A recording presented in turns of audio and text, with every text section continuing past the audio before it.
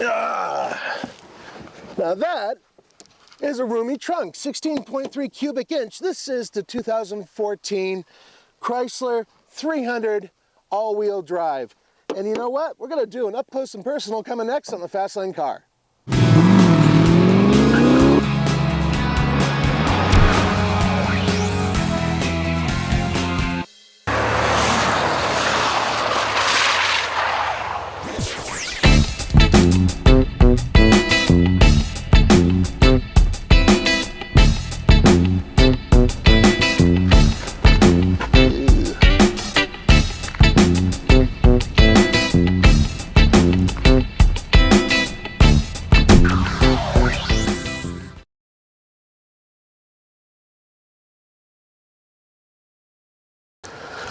This is the Pentastar V6, 292 horsepower, 260 pound-feet of torque. And let me show you something. Yes, I know, it's obnoxious that I pull these off, but there's a reason. Pentastar V6 in this car is very smooth and very quiet, and one of the reasons why it's quiet is I have never seen this much sound deadening material used in one of these shrouds. There's even more foam right here, and it kind of helps the engine purr like a kitten. Chrysler absolutely loves this setup, so much so that they put it in over 1 million of their vehicles. I'm talking about the V6 here. This engine is hooked up to an 8-speed automatic transmission and all-wheel drive. Chrysler, in their wisdom, thought to themselves, how can we possibly add more chrome to a vehicle? And they found a way. Between finding little spots in the bumper where they could slap it in there, adding even more to the front end, and then, of course, other splashes of chrome here and there. I'm not a big chrome fan. I always find that older vehicles, say in the 60s and even the early 70s, much nicer with lots of chrome. But it works in this case because this is a vehicle built for people who like to have a little bit of bling. The one place that they kind of drop the ball are in these less than inspirational wheels. I really wish they had something bigger, louder, brighter. As for the rest of it, well, you've seen it before because this vehicle's been around for a long time in this guise. Fortunately, it's still handsome and a little gangster.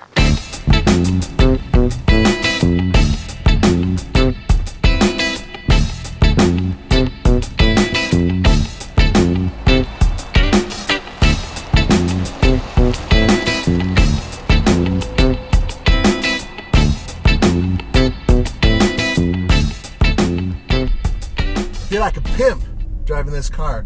And I don't just mean a pimp in terms of the word pimp, hey, I'm cool. I mean, I want to dole out something to the people. I want to give something. I want to ride with hot chicks. This is a good car for that. The riding character of this car is pimp-like smooth.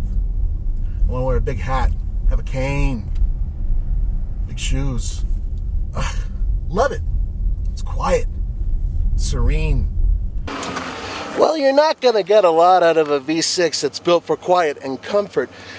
On the road, when you really wind it up, it sounds pretty good.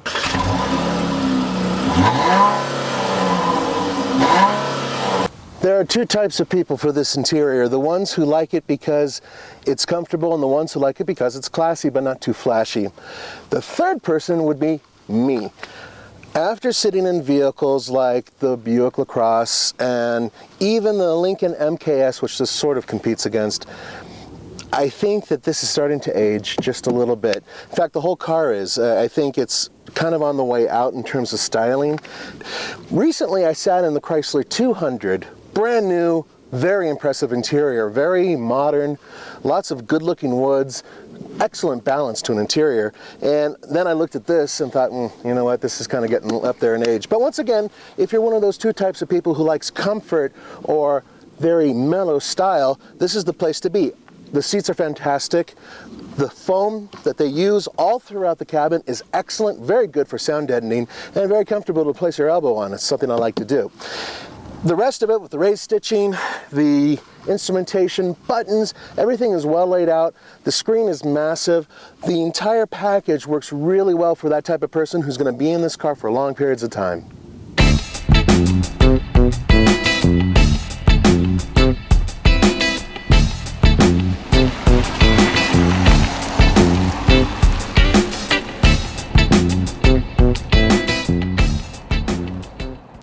is something in here that I really like, and that is the heated and cooled cup holders.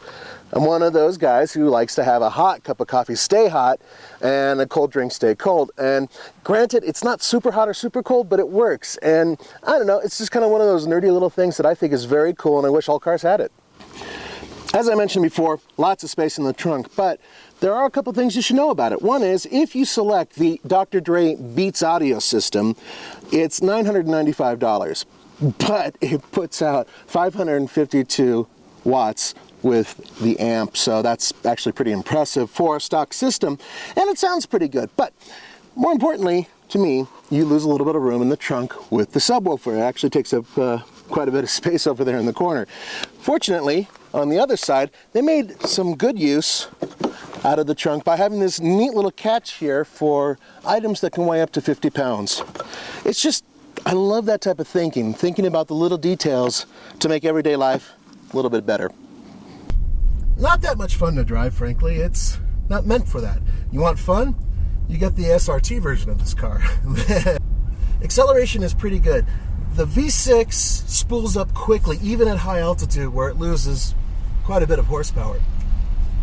I kind of wish it had like 310 horsepower or something like that. Having around 290 horsepower isn't too bad.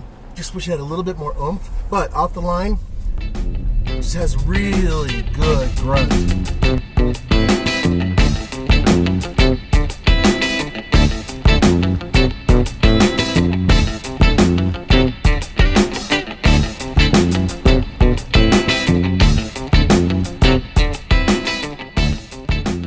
Backseat space isn't as good as it should be.